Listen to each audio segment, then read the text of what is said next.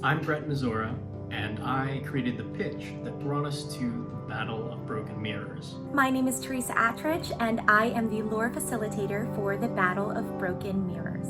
My original pitch was inspired by a myth called the Fauna of Mirrors. It's an ancient Chinese folktale about the creatures that live on the other side of the mirror. I wanted to highlight a cultural story that could support our diverse cast and allow the artists to create and expand on the material.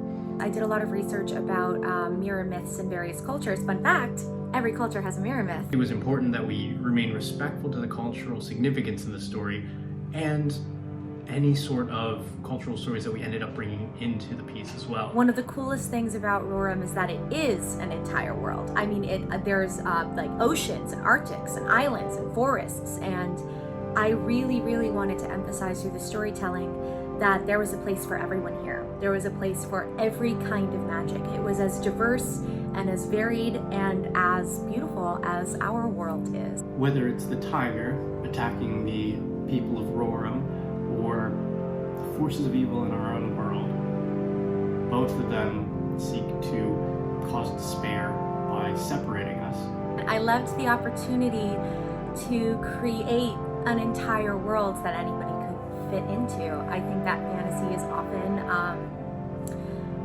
there's a lot of gatekeeping. It's very cis, it's very hetero, it's very able-bodied, it's not super neurodiverse.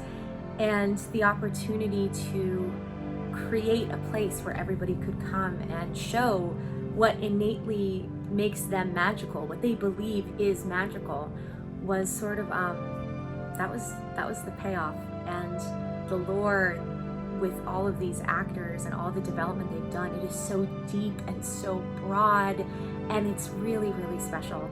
I did really want to focus on a type of villain that is less common in modern stories, a truly evil force.